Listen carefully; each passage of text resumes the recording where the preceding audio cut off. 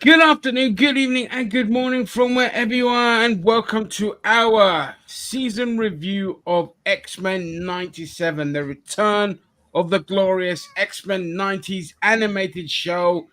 And was it good? Was it bad? Well, let's put it this way. There's a panel of six, meaning they're eager to talk about it. And before I give my thoughts, I'm going to lay the floor down to the panel and let them have their words on what they thought about the show overall, and then we could talk about favorite moments or standout moments, theories as to what's going to come, and of course, their favorite episode or episodes, and least favorite episode and episodes. So, with that being said, I'm going to take it to you, Cheeto. What did you think about X-Men 97? My theory of what's to come is Zam, just Zam. Like, I mean, let's try to keep this PG. Oh, my bad. I didn't say anything bad yet. No, I think it was amazing. Believe it or not, I actually wasn't a huge fan of the original 90s X-Men cartoon. I thought it was great. I thought it got me into comic books, honestly. So I mean, I can't say anything bad about it. But like honestly, I felt like a lot after it was a lot better. You know what I mean? Like So Yeah. But this was good. Like this is really, really good. This is like Young Justice levels of really good like storytelling. And God, I wish we had more episodes. And I that's one of my only negatives is I really wish we would have had like 15 episodes or something, maybe a little bit more diving in, with the storytelling, just because it did feel a little rushed this whole season. But that. Other than that, I mean, I really, really enjoyed it. I think that this feels like we are starting, like this feels like 2008 Iron Man when we are like for the animated universe. Like I really feel like something is going to start spinning from this. Like the people are talking about Spider-Man 98 when also we're going to have X-Men 98. I heard rumblings about instead of it being like the new Iron Man show or whatever, like they're just going to call it 90s Avengers or something like that. Like that was a theory, not confirmed, but like a theory that they were going to start doing, Avengers style, like with the old Iron Man cartoon style and stuff like that. But they're going to go all in on Avengers. It's going to be the 90s Avengers. So I really feel like we are in a 2008 of the inception of the MCU. I really feel like we are in the inception of like the MCAU at this point, like the actual MCAU, not like whatever we've had in the past. Yeah, No, I see what you mean. Yeah, that's awesome. Okay, Zam. I'm more than pleasantly surprised how good this was. This was beyond my expectations. Something I've said on a couple of occasions now when it comes to some of the animated stuff I've seen. If you haven't seen Star Wars: The Bad Batch, I do recommend it. It's also more adult orientated than people realize. People getting killed and stuff like that, and you're seeing it with this show as well. What I like about it is that it's not trying to cater to a new audience; it's catering to the old audience, and they know the old audience now are in their 30s and 40s because they were watching it back in the 90s, and I very much appreciate that. And it still feels like the X-Men of old, but obviously more adult orientated, more PG-13, 15 certificate, whatever you may call it. The stories are very good. They're very intertwining, complex as well, but you still with a long way to go, because I obviously gave a prediction regarding how this was going to end, and I might still be right, but we might not be. We might be a million miles away from hitting that particular moment. Characters getting killed off, all of these things, and most of all, Boss Man. you got what you wanted, motherfucker. Yep. Apocalypse, baby. You got it. Yep. We had to wait about 4 or 5 years, but we finally got it, man. So yeah, interesting overall. That wasn't even me. I didn't even say it. Yep. Well, yeah. Well, I thought I was due, and yeah, I can't wait for more. What a fantastic first 10 episodes, and if we're talking about our best episode, obviously the one where Gambit died. And, it's just like you thought, okay, shit. You're jumping ahead. Oh, sorry, I didn't know I was. I had no idea. Okay, fair enough. Yeah, we'll come back to that. All right, Jose. Okay, for me, easily, this is the best thing Marvel's done since No Way Home. I don't think I'm going to get any disagreement. This is the most emotional that I felt, even watching a cartoon, in a very long time. I felt like the writing was better, the pacing was better, the storylines were better, the sequences to build-ups were better, fight sequences and stuff like that. It's just, this is honestly my show of the year, and I say that with no hesitation. It was that good. You've got to go out of your way to watch this show, and we're going to get into why. And Boss Man got what he wanted, so I'm going to pass it on to him. Go, Gaz, go. This is your moment. Make the most of it, man. Yeah, this was phenomenal. I was a little bit trepidatious because I remember the cartoon back in the day. You know, he used to be on the live and kicking, and then it was his own thing, and it's just great to see them just carry on with the. Yeah, it's one of my shows of the year. I mean, this year has actually been really good for TV. We've had Extraordinary #2. We've had the Fallout series. We've had this. It's like the TV series this year have been pretty. I think they've been really good, and I think movies need to step up. I think movies have not been really that good that year. I think last year it was the other way around. Movies were pretty decent, and the shows weren't that good. This year it's the other way around. The shows have been really good, and the movies haven't been as good. But yeah, this was just absolutely phenomenal. The whole apocalypse thing, I really liked. I love the. Well, we won't get into the end. But the thing is that I agree with you that we got to see characters die, and the thing is that it had real world consequences. It kind of followed on what the comics did, but kind of did their own thing with it, which was always a really good thing to see. I disagree with Cheeto a little bit that it was rushed. I thought it was tighter written. I think that we had two sort of like filler episodes, but even then, those filler episodes tied into the overarching arc of the show, to the fact that I didn't mind them. And when your filler episodes kind of don't really annoy you that much, you know you've written a pretty damn good show. So overall, phenomenal stuff, and please more of this. Okay, Mage. I was blown away. Just amazing television. I feel like it really hit that sweet spot of doing an overarching plot, but still capturing that episodic feel, that Saturday morning cartoon feel, but elevated up and written for people our age. Just sophisticated writing, symbolism in the shots, just things like in Remember the Name, when they're sitting there having the conversation, and just it keeps cutting to the water droplets of condensation on the drinks and the ice melting inside the drinks, just symbolizing the slow burn of that conversation.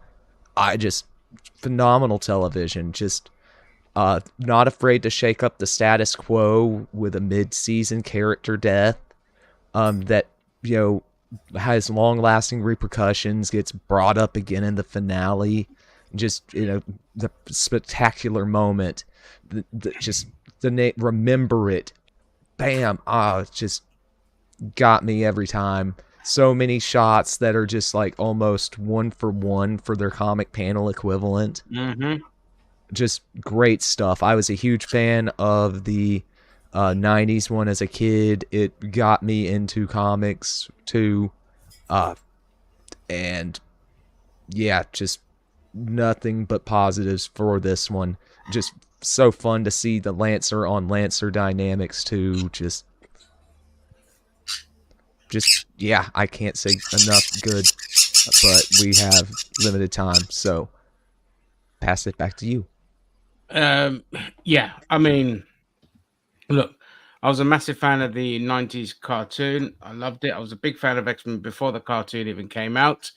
When I saw the cartoon, I was just like, I was in heaven.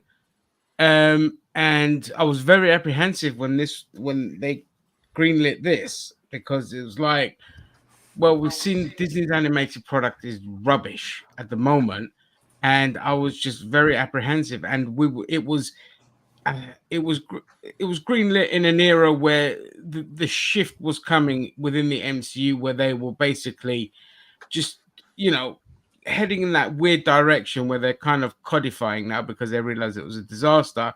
But this was just it's a fucking masterpiece. That's what it is. It's a fucking masterpiece. I mean, the one thing they got right from the get-go is they hired a guy who knows X-Men and doesn't know X-Men just the animated series. He knows the comic books. It's like getting Kevin Feige to run your animation division. All right? And I'm flabbergasted that they fired this guy. I'm sure they have their reasons, but they need to bring him back. Beau Dumont is a huge X-Men fan, and you could tell. I mean, he was so hard filleting Chris Claremont that it literally just spewed all over every episode. He picked stories and intertwined them from the Claremont era, and later on we saw from like new X-Men era and Onslaught and possibly was it Blood Rain or Blood Origins of Apocalypse that might be coming in the future as well.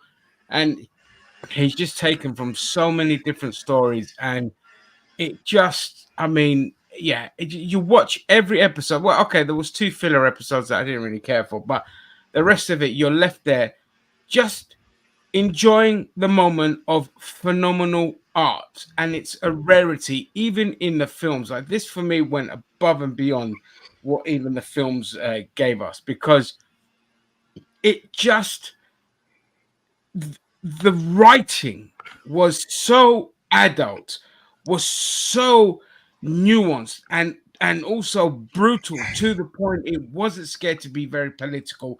It wasn't scared to kind of highlight human atrocities and just what garbage that. It wasn't scared to highlight that Magneto is essentially right, but also Xavier's, he doesn't want to go down that dark road. It wasn't scared to just be adults, be like Young Justice, where it grew with its audience. It knew what it wanted to do, and I'm flabbergasted that Disney allowed this to happen.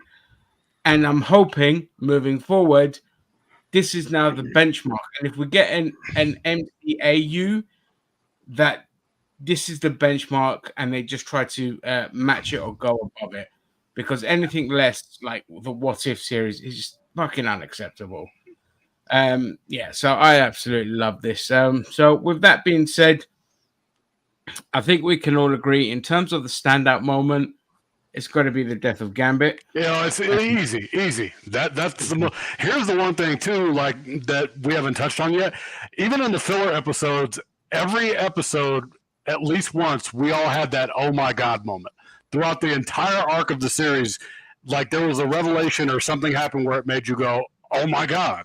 And it led you into that feeling of, I can't wait to see what's going to happen next week. We have not had that feeling in a long time for anything and related to like Marvel or anything in general. And that's been the best thing about this show to me is like, we haven't had that anticipation feeling. I hate that it's over. I can't wait to see season 2.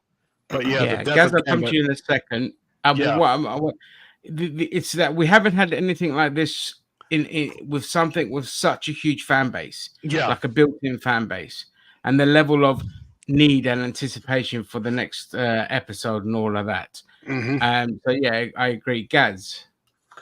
I'm going to disagree with what Jose said in his first bit a little bit, because I thought Wakanda Forever was the last good, really good Marvel thing that they did, in my personal opinion.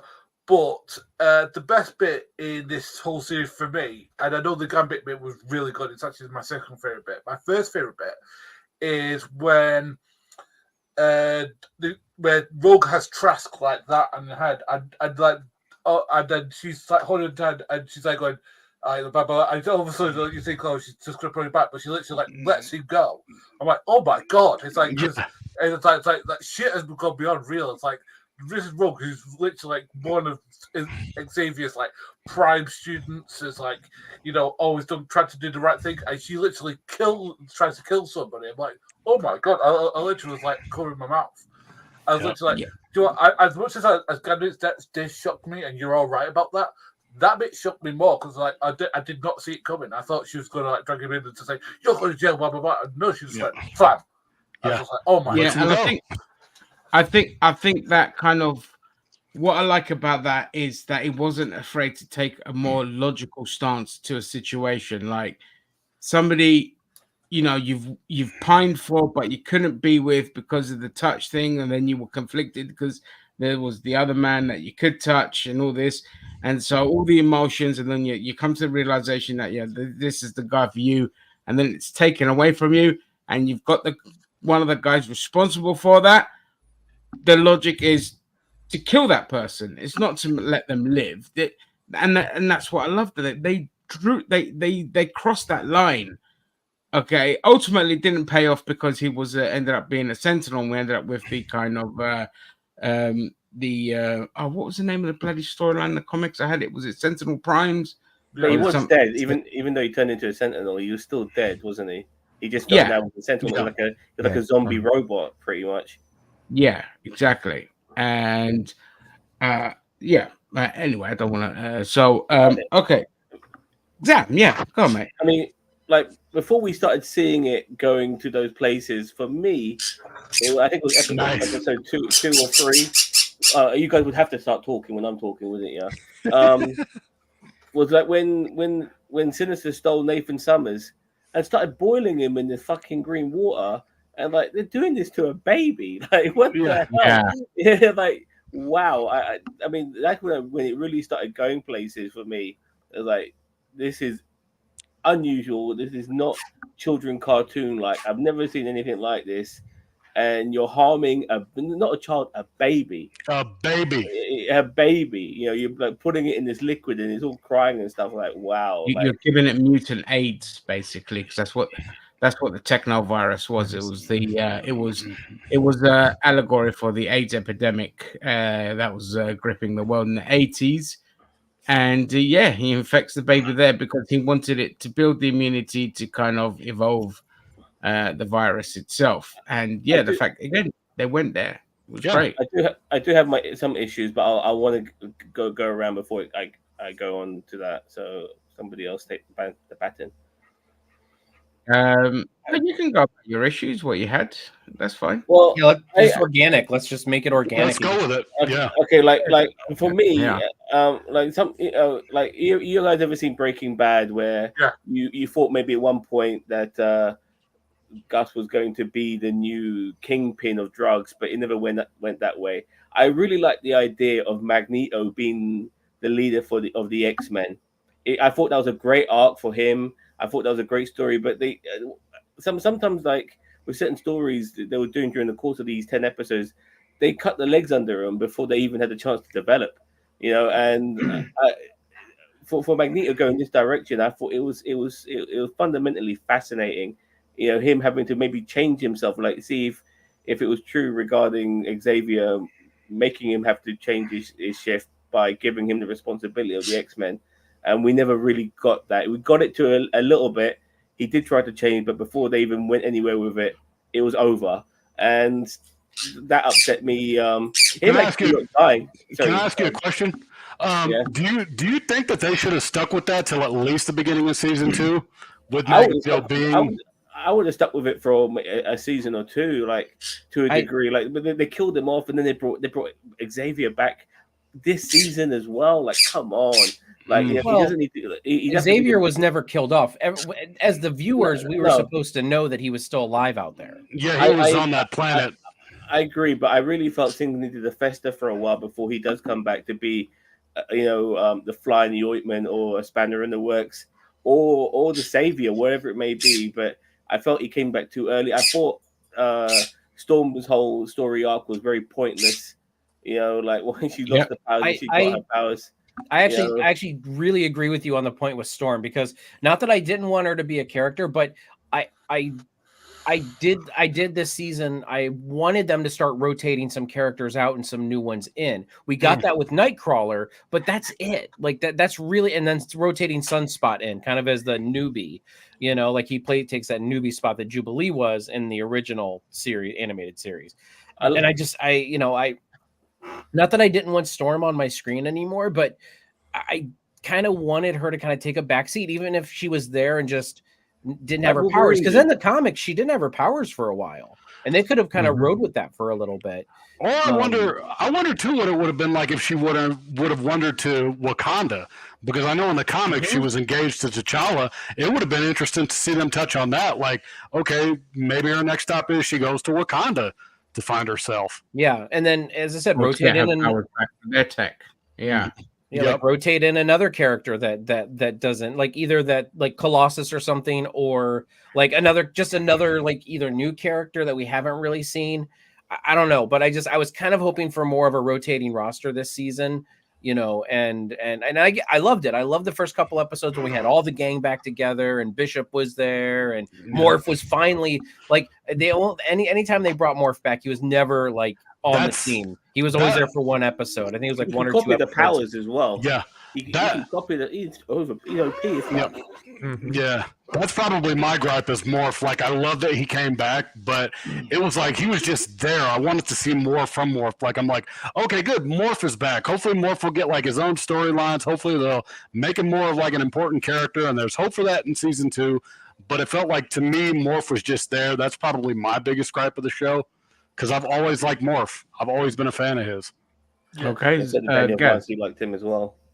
Yeah, my biggest gripe is that it wasn't Morph who killed Sinister, because I thought that was the arc of the entire series. Was that He's not dead. No, but I mean, he destroyed his form. He kind of got over his fear of him, like over the power that he still had over him. Because I hate that it was Jean Grey or flaming the clone of Jean Grey or whoever it was.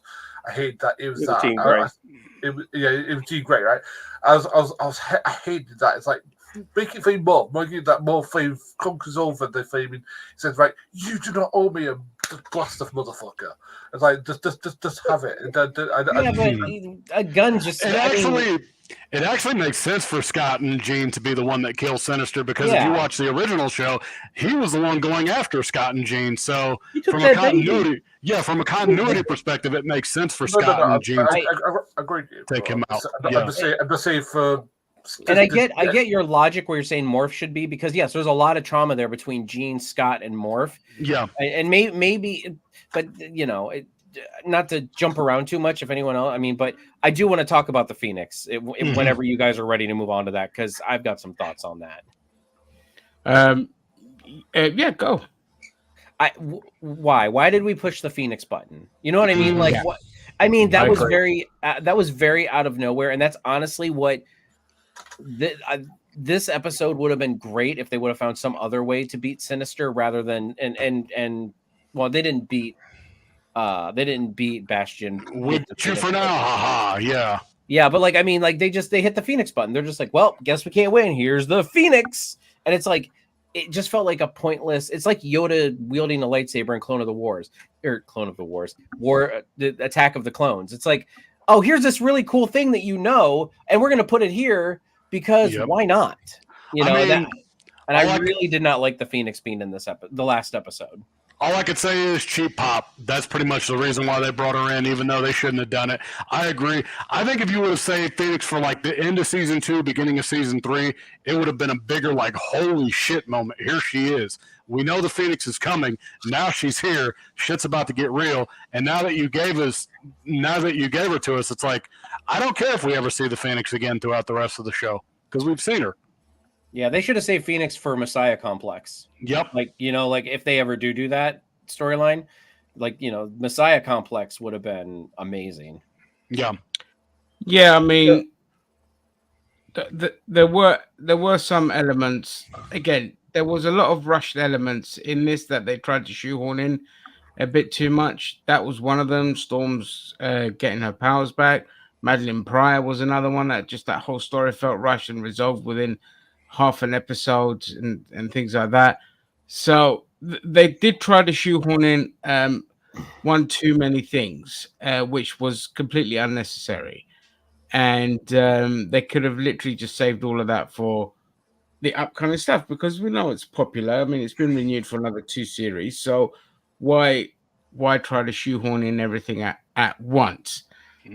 So yeah, I mean, there was a few rushed elements, but luckily it was compensated with payoff. Mhm. Yeah. Apart from the Phoenix thing, that was stupid. That pissed me off because it's always it's the only thing that defines Gene, even in the comic books. Every time they want to do something, they just go back to the Phoenix, and it's just like fuck that Phoenix, let it die, let it go away, you know. And so yeah, I agree with you guys. Zam, I know you wanted to. Look, one of my issues with this universe, this animated universe, is the fact that, like the mutants themselves, they divide opinion on this on Earth. Like some people like them, some people hate them. Fair enough, but at the same time, you have other superheroes too, who are pretty much similar to or Sorry, different to the. I think that was Polaris. Mm. If I remember correctly, it might have been Polaris Vance. Sorry, go on, Zam. But you have other superheroes too, like Captain America, like Spider-Man, who are no different to the mutants themselves, who are beloved. He's a mutate. He's not a No, mutant. no. I never said they were just mutants. I said they're no different to the mutants themselves. They have powers, they have abilities, Okay. just like the mutants. And somehow they are, they might some of them are like are revered like Captain America. He's like American Golden Boy, but somehow they're able to love this guy with superpowers, but they hate all these people with superpowers. And I find that all weird on everyone living on this planet like this.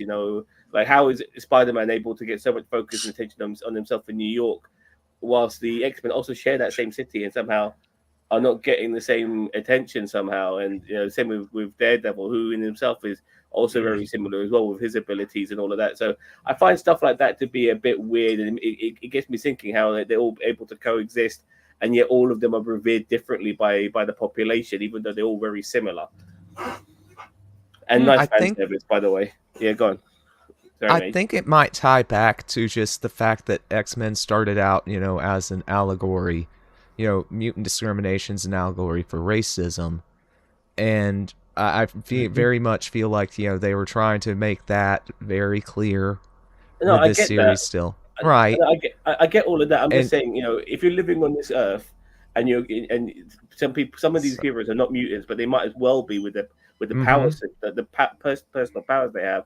How come are they revered like Captain America, and then some of the mutants are hated?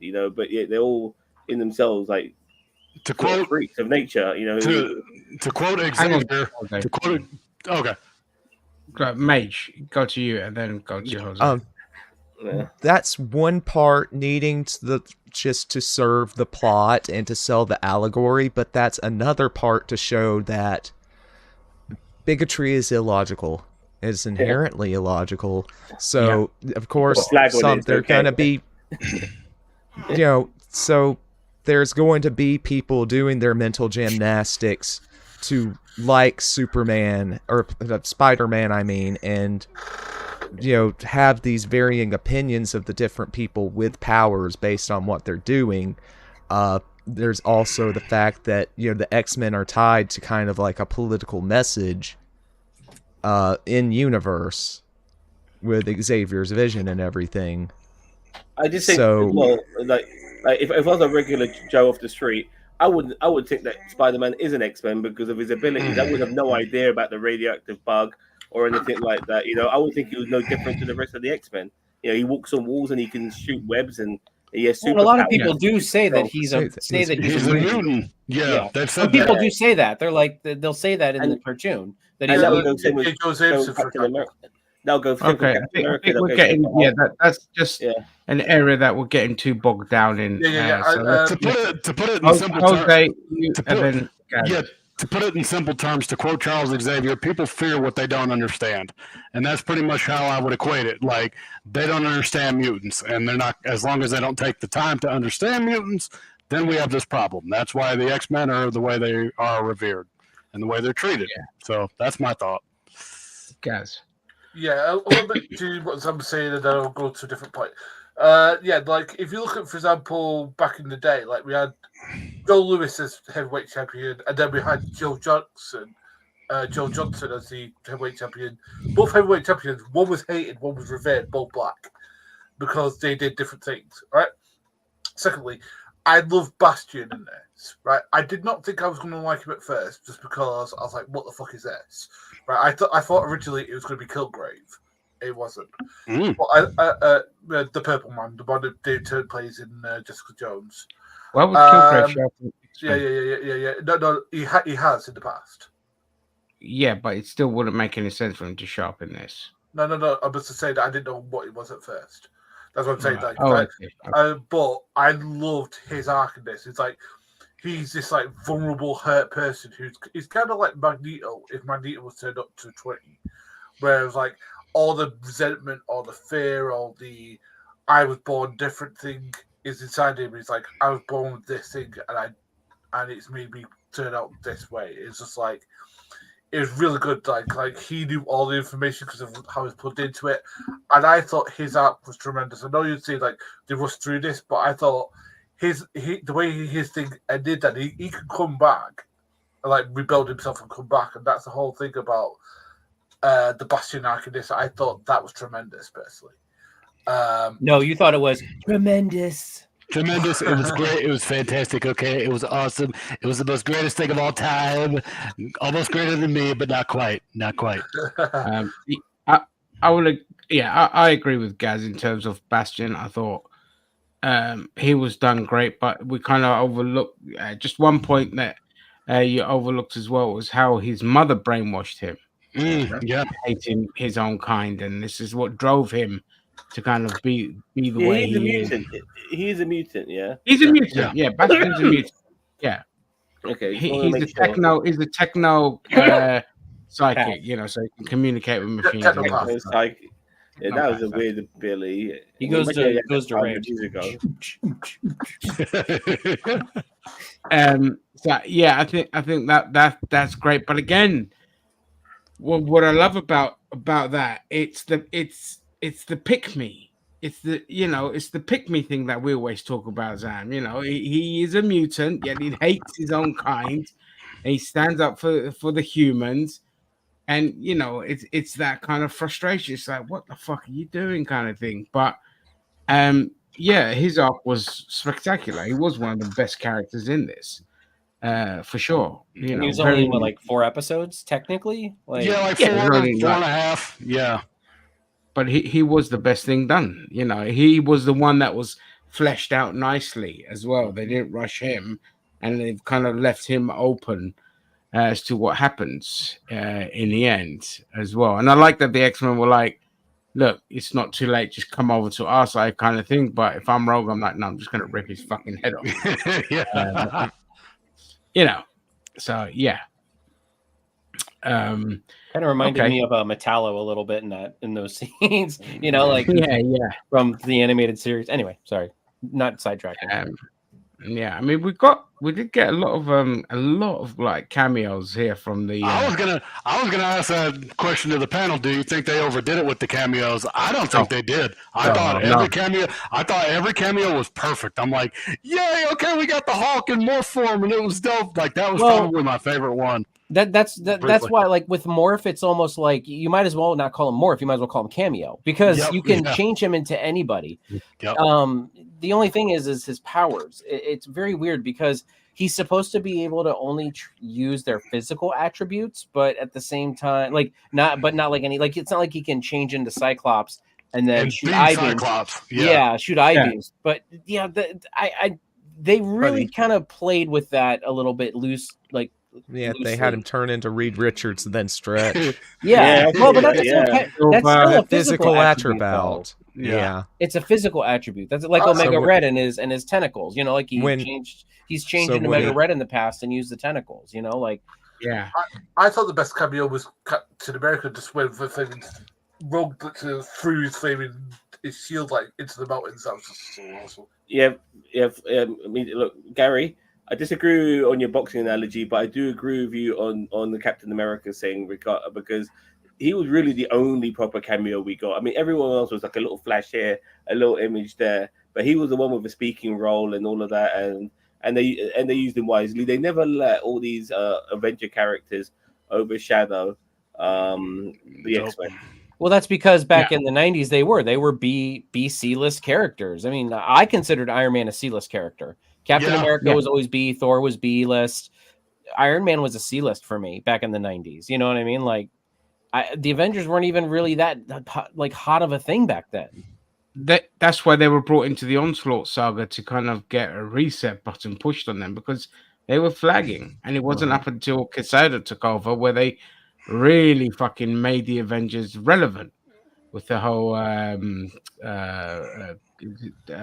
disassembled and things Oh like yeah, that. disassembled. Yep. Yeah. All this kind of stuff. So yeah, absolutely. But again, Zam's right, and I think that was right as well. Like, we didn't want to do the overkill and having them just there, not speaking parts, just there. It's great to see. I mean, you know, if you're an X-Men fan, you see so many like mutants everywhere. Like, even in the last scene where the Sentinels are just going rampant, and you get like you know, obviously you got Daredevil, you got Spider-Man, you got Peter Parker, Mary Jane, Eddie Brock, Yep. when they were looking at the TVs. We had Black Panther. You know, we had the Iron Man and Captain America in the Iron Man, bunker. Captain America in the bunker. Oh yeah, Yeah, the we one- had Alpha Flight, we had Psylocke, we had Winter Guard.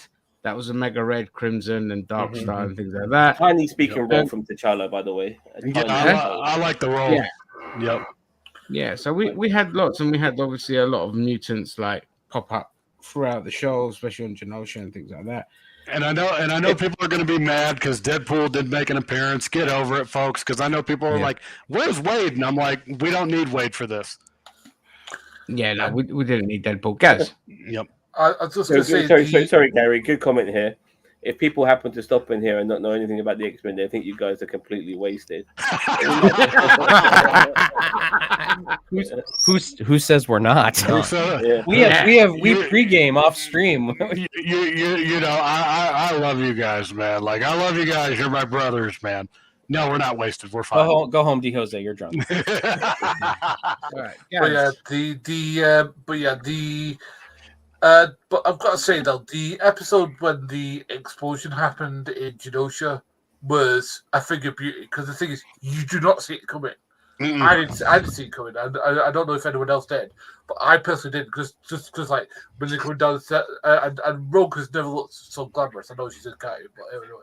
But even so, I was like, oh my god! And then all of a sudden, like, kaboom! We're like, what the bloody hell's going on? It's like is this a terrorist attack? And I actually thought it was a bomb. I thought, all right, I was like, one of like, because I do know human terrorism is a thing against Genosha is a thing in the comics. I thought, what the hell's that? And all of a sudden, a big, massive flaming master mold comes up, and I'm like, oh my god! I think that's what cemented X-Men 97. It was that episode. Oh yeah, five is by far the Five is the episode to watch this entire It's the series. best episode. I mean, Listen, we've got I have some a great ones friend- after. I have a friend who's gotten to episode 4 and they haven't watched episode 5 yet, and I'm telling them, I'm like, they're like, oh yeah, I'll get to it eventually. I'm like, you've got to you watch need to watch episode it now. 5. You Yeah. will, yeah. I was like, Yeah. Once you get to 5, you get hooked. That's Oh, it. yeah. Yeah. You want to see what happens. And the thing is, it's like when episode 5 happened and the massacre, for me, this was just perfect, because it was the Greek tragedy that is so missing from fucking every goddamn Hollywood production. It's just weak sauce where the heroes always have to win and everything happens. I'm like, no, Yeah. your heroes have to die at some point. Somebody gotta die, damn it. The belly of the whale. The Yeah. hero's Huh? journey always has to have the belly of the whale darkest hour, and we got that. Exactly. And Yeah. they weren't afraid to upset the status quo halfway through the season. They didn't wait until episode 7 to drop Nope. something that heavy and disrupt the status quo that hard. They just disrupted the status quo that early, and just so shockingly, and just the stark contrast between kind of this idyllic paradise we were being shown, and then in an instant it's torn asunder. It was so visceral and so powerful. That was just great television. and Yeah, go ahead, Gas. You had your hand up. No, I was just going to say that Rogue going flaming full on murder hobo afterwards was just as for it. Like, she goes into that flaming silo with flaming Thunderbolt Ross throwing everything at her. She's just like, just totally noping it. She's just like going, nope, you're going out of the way. nope, you're gonna wait. She literally like flies down and like Thunderbolt Ross. He's literally like the biggest like cool hungry maniac we have in the universe. He literally looks like he's scared out of his pants. He's like going, it's in there. It's just like it's just Another like, cameo as well, by the the way. And then like and then the way that she just goes everywhere. I'm just like, do you know what? I love this iteration of Rogue. I'm just like, Rogue has always just been like this person that you hint as a dark past. Here's where we actually see it. Like this episode, another episode where she drops trash of things, was just like the 2 episodes of like, can I have more of this, please? I want in defense of Jubilee, she grew up this season. She's not a kid anymore, and she was fighting back, and and she kind of like showed a lot more from her powers as well, and she tried to be the voice of reason when it came to her love interest with what was his name, Sunspot. So and even his story was pretty cool. Like the parents wanted to keep it incognito regarding him being a mutant and stuff like that, and that's another factor though that I still feel was kind of rushed. Was that I agree. Like, you could have done a whole episode based on that instead of like what was it? I mean, it was good to see Mojo again, but the Mojo episode, I know it was good for Jubilee, but I felt like you could have done more with Jubilee and Sunspot than throwing them up against Mojo. Like it was a fun episode, but it wasn't a good episode. You know what I mean? Yeah. Like you had fun watching it, but you're not going to go back and watch it with reverence and be like, "Oh my god, this is one of the all-time." Yeah, it was episodes. fun to watch once, but like honestly, I mean, I wouldn't even be that upset to skip over it. I've never been a Mojo fan. Do you know how GG feels about MODOK? Is how I feel about Mojo. I think he's a complete joke. I don't like Mojo. No, never read his stuff and enjoyed it. Prefer Mojo Jojo. Mojo Jojo. I was just saying regarding Sunspot's character. Yeah, you're right, Cheeto. It was rushed, but there was something there, and I'm hoping they can. I doubt they'll flesh it out next season. Well, that's what I'm saying. Like, I felt like they should have spent that whole episode with Sunspot and Jubilee with the whole parents thing and the racism there, and like not racism, but more like, like they're like, oh well, you're this thing, but we don't want that your moment kind where here, like, motherfucker. we have to hide it, and it's like you can't even be It wasn't proud a of your racist son. thing. It was a capitalist thing. Well, yeah, that too. You got to protect the money, Lebowski. Being classist. But status. overall, what I liked about this series is that the one character who's arguably the X-Men was probably the least used and really had nothing to do other than until the end when he got his adamantium ripped out, and that was Wolverine. I'm so happy he got nothing to do. And honestly, they never made it the Wolverine show, which was great. But it's the X-Men. It's not the Wolverine and the X-Men. It's the X-Men. Yep. Yeah. Honestly, I think, but honestly, the Fatal Attractions part, honestly, I thought that was another wasted potential. Like, I'm glad they didn't focus on it too much, but it was literally like one panel. Like it was a freeze frame. I feel like there was something more there, and then Disney came in and said, "No, that's a bit too much. Let's do this still panel at the end of the episode, and then when we pick up, it'll be a little, It was a carbon copy of the comic book panel. I get that, but I think that they were also like, I think that they might have gone a little bit further into it, like about him ripping out the metal more. I would have liked to have seen like that be a full episode of like, Logan, like they elaborated on Logan, like, oh my god, like will he die? That kind of thing, but they just kind of glossed over that. Yeah, I know about his healing factors, but what Magneto did, like, the way they visualized it, I thought, holy shit, they just killed Wolverine. And then I realized, no, he's got no adamantium anymore, has he? Like it's all been taken off his head. Yeah, no, it was straight from the comics, that whole worst era of Wolverine ever, where he had like, and then he was like, oh, he's got bone claws now and all this kind of stuff. And then it's just like, oh fuck me, and then he becomes feral and becomes like an animal, and it's just like, and that where he wears like the bandana that goes across his eyes. Yeah, so they don't recognize him. Jesus, fuck that! That era of X-Men was absolutely abysmal. I'm hoping that they don't really do that, but yeah. I'm going to go and admit, guys, so I'm just going to leave you with some final thoughts before I do. So next season, what I want, I know Apocalypse Theory, besides that. But apart from that, what I actually want, I want more Bastion, like polluted stuff in the back, and Apocalypse needs to be used sparingly to maximum effect, not a lot for minimum effect. And I've got a feeling that they're going to use it a lot for minimum effect. I hope I'm wrong, but I think the stuff in the past and the stuff in the future. But if they go like, what was the story that you said? Was it Age of Apocalypse? Age of Apocalypse. I don't know if that's this though. Age of Apocalypse. This won't be this. Yeah, This Age of won't be Apocalypse is more of an alternate timeline rather than a adventure in that time, like prime timeline in that timeline. It was more of a like alternate universe where things got changed, and so we would have seen everything change in the present is what would have happened if they were going for Age of Apocalypse. We saw him in the past and we saw him in the present, so I do feel Apocalypse will have a role to play. Yeah. Yeah. So I'm hoping that that there's something that this leads into something big. I'm interested to see what it is. If it's anything like this and they do just as good a job of it, I'm all for it. And this is now, in my view, I don't you all agree, has now put the glove down for the DC animated thing to now step up, because they used to have bitch. Yeah. They used to have the best animated series with regards to the two companies. They now kind of like that's going a bit mid now. So I'm hoping that James Gunn, as much as Gigi doesn't like him, raises that aspect of their particular thing. Because if they can get back to us, I'm all for it. Because the better if we have two really good products, then people win. That's what I think. Yeah, I mean the current animated movies of Crisis on Infinite Earth are absolute dog shit. Yeah. Their animated stuff has not been great of late, so yeah, I agree. Do you want to give your final marks before you go, Gaz? A 10. All right.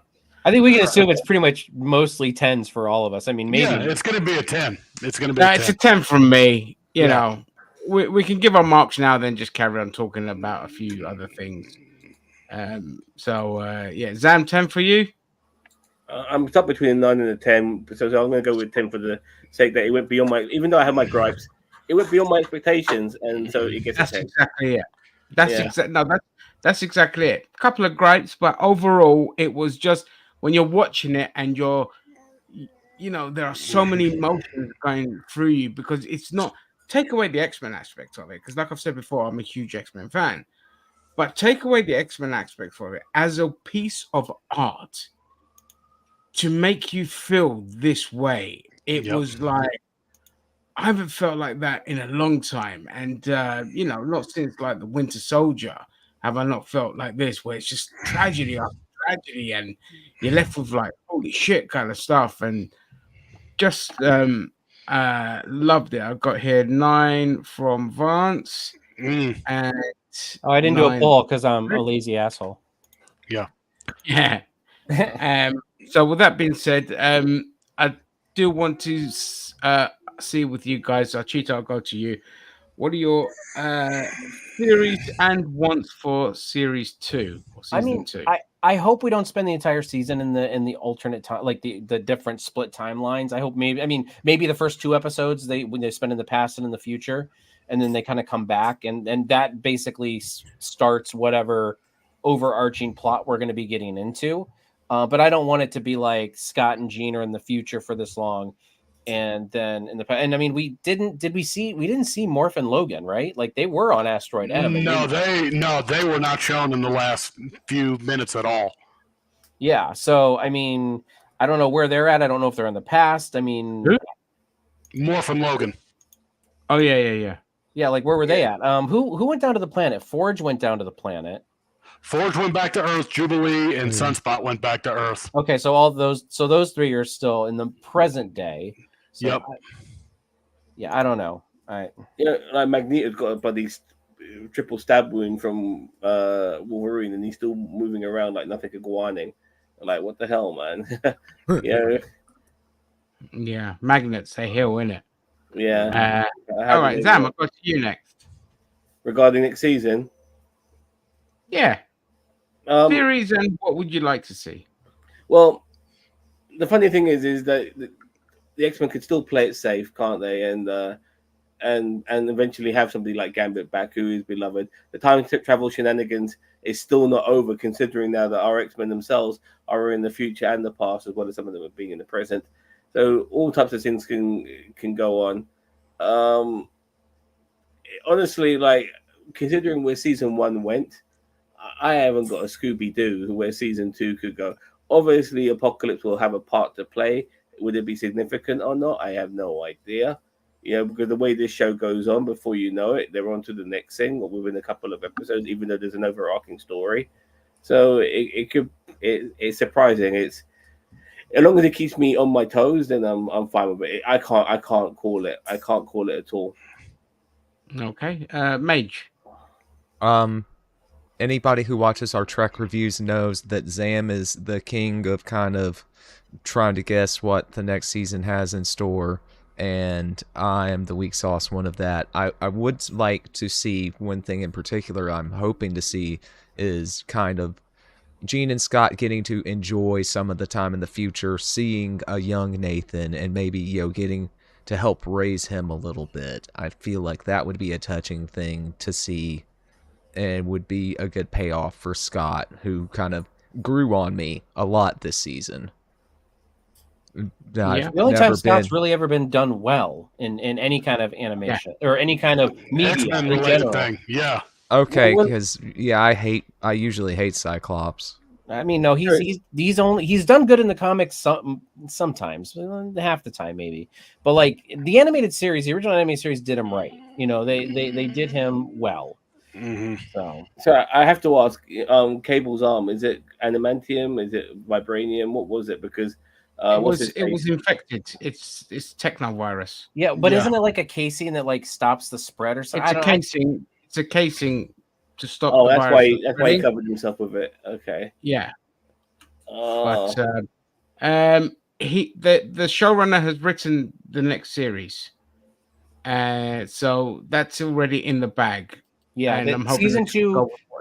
I think wasn't season 3 already done? Like written as well? They've got the next 2, I think, in the bag, possibly. Yeah. I mean, season 2 is almost done. Like I think they just finished filming.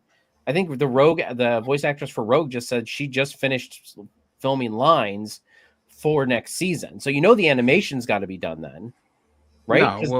No, they do the voice first and then they do the animation. Yeah, they get them to do the voice lines first, then they go into animation and story. I thought that they did it the opposite. Makes it easier to get the lip flap. Yeah. Sorry, what's that, Mage? I said it makes it easier on the animators to make the lip flap work. Yeah, that's it. Look, regarding repeat, this is what concerns me because but he makes a good point because with the original showrunner gone, will there be studio interference to tweak things here and there and make it the way they want it to be? I don't think on season 2, but we might start to see it in season 3. Yeah, this is the fear. The fear is that if Disney get their claws into it and make it and piss all over Bo's work, it would kill the show instantly. It'll be like game over because there is now a tone to the show that people want, minus rushing some of the storylines, and that's the expectation now. And they need to just hire him back. So if he's a pain in the ass to work with, big deal. I'm not expecting to get more than 5 seasons out of this anyway. So I mean, if it pays off, it's worth it. It doesn't matter how much of an asshole he is, And you know what? That's probably why they fired him, because he wasn't letting the studio like fuck with the product. You know what I mean? Yeah. Like that's probably why they say, "Oh, he's hard to work with." It's like, no, he's just not letting you guys do what you want to do with it. He has a vision, and you have to respect that vision. That's what he was trying to do. I'm not going there, Rick. No, we can talk about it tomorrow. All right, Jose. Yeah. Okay. So I'll start with what I don't want. What I don't want them to do is Kathleen Kennedy this. If you fuck this up somehow, I'm going to be pissed. Do not Kathleen Kennedy this for me. I've been looking forward to this show, so don't fuck it up. All right. I want Apocalypse to wreck somebody. That's what I want. I want Apocalypse to come out and just fucking start wrecking fools and just be like, you know what? Fuck all you. I'm here to wreck shop and make you all my bitch. And then it'll lead to the comeback of Logan, and Logan just comes out and he and Apocalypse just go to war. That's the fight scene that I want this next season. I'm not going to go. Logan and Apocalypse have never really been a thing. Like, Cable's there anyway. Yeah, Cable. yeah. A new Yeah. Four Horsemen, maybe. Oh yeah, with that mid-credit scene, you're looking. Yeah. Gambit's going to be a 4 horseman. Yeah. So with that, so Yeah. that's how Gambit's going to come back. He's going to come back as Death because he was Death in the comic books. A surprisingly good run, actually. I was surprised that they did that really, really well. So we know we're going to get that. We're definitely going to be getting a new 4 Horsemen of Apocalypse, and don't forget, seeing Death Gambit just destroying shit. Yeah, touching bring it someone on. and killing Yeah. them. Yeah, Yeah. but that's the main Awesome. thing. That's the main thing I want is just Apocalypse just to come out and start wrecking shop. Like I'm not going to go into fan theories of oh, this is what everybody wants. I'm like, this is just what I want. It's the one thing I want, and as long as they keep up the edginess and it's like they give you that oh my god feeling, something has to happen every week that leads you into holy shit, okay, this was awesome. What are they going to do next week? As long as they can maintain that feeling, I'm all for this. Yeah, and I think what's going to happen is Apocalypse is going to come in and fill the gap left by Magneto and Xavier. He's the one. He's going to not just rally the mutants to follow him. He's going to pitch them against each other. Those that want to join him. None that don't, fight, because he's always about survival of the fittest. Even if you're a human, it's about survival of the fittest. Yep. The strong survive and all this kind of stuff, and I want to see that play into it. But asterisk, whilst that's happening, I want there to start being conflict as he builds a relationship with the X-Men in the past, because we have in Sabanur. And so what I want to see is this kind of split between the timelines and how it affects Apocalypse in the future. The present, basically, as the X-Men kind of interact with him in the past. How does that affect his knowledge of everything? How does that affect his attitude? All this kind of stuff. So those are interesting little nuggets that they've put in. And if they stick with Bo's writing, they could do it well as long as they don't rush it. In terms of, Jean and Scott in the future, I agree with Cheetah. Just get some time with their I was quite surprised that they did the Ascani-san parts of it as well. But what I don't want in season 2 is 50 different storylines melded into one. I think just Apocalypse needs to be the main bad here, and just go with that and let everything else kind of just slow down and go from there. So that's what I'd like. As well. Also, it'll be interesting to see what Forge does with his X-Men, what team he builds. If he's going to have to build an X-Men team as well, so we're going to get new characters in, which will be great to see. As I said, I wanted to see a rotating roster, so I'm kind of hoping that we'll get to see some more seasoned X-Men, like different seasoned X-Men, as well as bringing in some of the new X-Men as well. Like Emma Frost, I'm thinking Emma Frost is coming back next season. I think she's going to join the team. Like while everybody's gone. Interesting. Yeah. Also to see what they do with Wolverine as well. Please don't go down the feral route. Please just get rid of them. Just leave them. Leave them in Egypt. They'll be like, they all get back to the future, and they're just like, did we forget something? Like We this forgot Wolverine Logan. just laying in the desert. Whoopsie. A would like to grizzled sand Logan then kicks in the door 5 seconds later. Hey, Bubs. Old man. I would like them, as they're in Africa, in Egypt, maybe take a trip down to Wakanda, and see what Wakanda's like in that period, and throw some vibranium on his bones. Yeah, there is actually there is a what if of what would he be like with vibranium, and apparently vibranium is not as dense as adamantium, so he'd be more lighter and all of that sort of stuff, and he can do other shit, vibranium does, like when you make it vibrate and do whatever those jack-like blasts. It redirects kinetic energy. Yes. Yeah, that's the way. Yes, yeah. Sorry, I didn't know what the terminology is. Yeah. Great. So Jean and Scott in the future. It was a one-shot comic. All the players are there. Only they didn't change their names. Well, yeah. Yeah. What was that? Slim and Red? I don't. I do remember that now. That is a one shot. I do now that he mentioned that, but they changed their names to like Slim and Red or Slim and something. I don't remember. I had the card. Like I had think- an actual like those old the trading 90s. cards. Yeah, the trading cards. I actually Oh, I had it. loved those. I think That's Feral so Dog Wolverine Yeah, might happen. great. The more, Great. I don't know where mine are. I think Oh, I Feral know Dog where mine Wolverine are. might happen, by the way, considering with Apocalypse about, all you have to do is put a hex on him, and he'll be that way. Yeah. Yeah. So yeah, okay. So we can wrap it up there, guys. If you want, X-Men was just phenomenal. Blew us away. This is why we had a massive panel of people that couldn't wait to tell us their thoughts. And yeah, really, really can't wait for the next season. I hope there is no studio interference, and I hope they bring back Voldemort. Did they say when it is? 9s and 10s across the board. Did they say? And- Did they say when it is? No. No. No, Fuck. But you can't rush a good thing. Yeah, you and can. I mean, we've got Agatha now. Now they've got dates for Agatha, Daredevil. Okay, so we've got shit What's to the other fill. one? There's a third one. Oh, for Ironheart. I know Ironheart. Ginger is just waiting for Ironheart. Oh yeah, can't wait. Yeah, excited.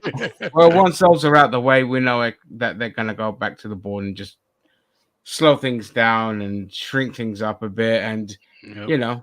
give us quality rather than quantity. And on that note, I want to thank everyone that joined us in the comments and in the panel. And some of them will return later with a Star Trek stream. So That's join just them me, for that. actually. Oh, okay. Well, there you go. So I'm not it's invited. the Star Trek After Dark, I believe it's called, or something like that. Or the Yeah, Anzac. it is a crossover thing with Axanar, the That's Phantom Axanar. company. Yeah, so I mean, Okay. technically, I am a guest on their show, but they also simul stream it on our channel because they are nice. So Yeah. All And there you right. go. And tomorrow there is there Star Trek Discovery Star Trek review. Discovery tomorrow. Yes, sir. So 6:30 join in for p.m. that. Eastern. And then Friday we have the podcast and etc. And on that, I bid you adieu. Mon